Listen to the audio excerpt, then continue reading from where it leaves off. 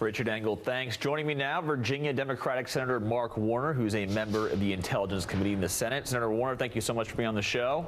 Thanks for having me, Luke.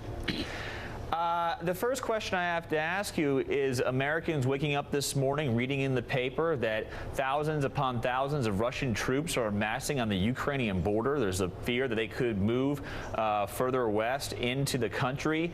What do we know at this time about a possible Russian invasion of eastern Ukraine? Well, I think not only are we, but our NATO allies as well, are monitoring the situation. As was mentioned, it's a very volatile time. This is clearly going to be at the top of the president's agenda as he meets with our EU partners. We earlier last week, myself and the senator from North Dakota, John Hoeven, said, one of the ways that we can weaken Mr. Putin is if America takes a more aggressive position vis-a-vis energy security. As was mentioned here, Europe depends upon Russia for gas and oil. We said to the administration, go ahead and expedite and pass the number of permits that are being before the administration now, so that more American natural gas can be actually could be exported to Europe.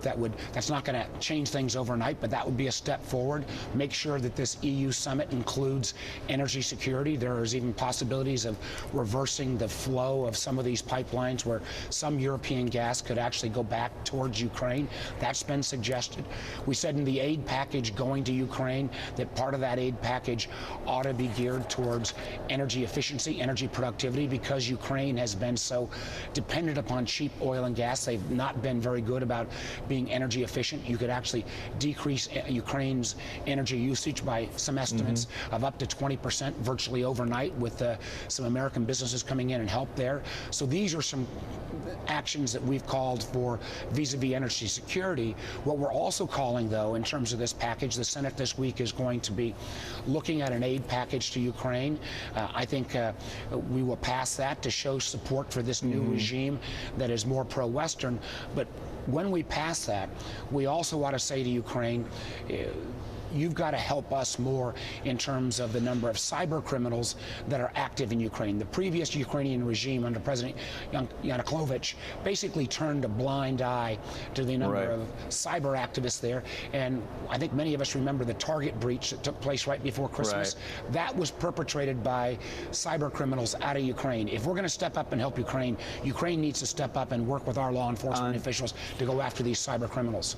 I want to go to the issue of energy exports, because interestingly enough, the biggest cheerleader of that in the House of Representatives has been Speaker John Boehner, calling for the U.S. to tap its natural gas reserves and send it over there to try and alleviate the dependency that a lot of European countries have on Russian oil and natural gas. We know Germany is very much dependent on them, upon France and others.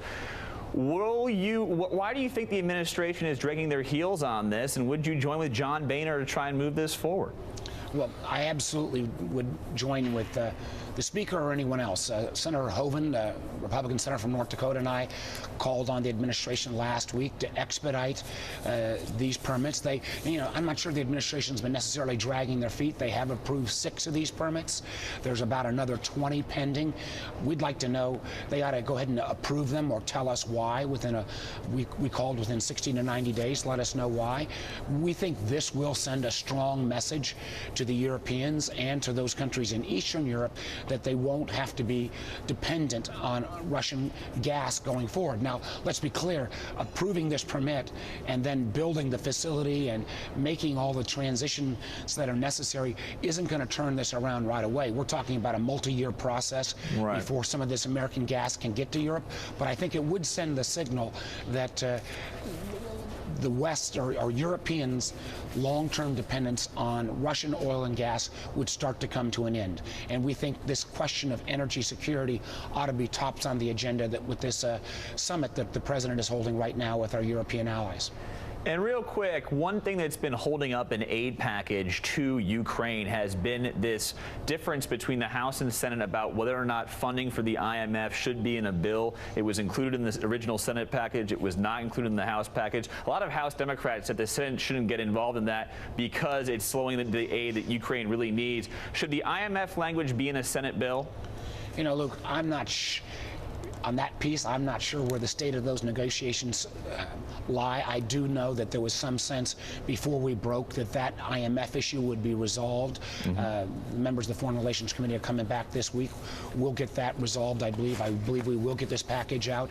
I guess the two things, again, I want to stress is we've got to look at energy security. We ought to go ahead and expedite these natural gas exporting that would decrease the dependence upon Russian gas. But at the same time as we do this package, and this may seem unrelated, but it is, if we're concerned, as we should be in America, about cybersecurity, we all remember how many folks had to lose their credit cards because of that Target data breach. We need to say to Ukraine, we're going to step up for you, but you can no longer turn a blind eye to the cyber criminals that are actually doing these activities in Ukraine. Senator Mark Warner of Virginia, thank you so much for being on the show. Thank you. We're waiting for that 10 a.m. Eastern news conference.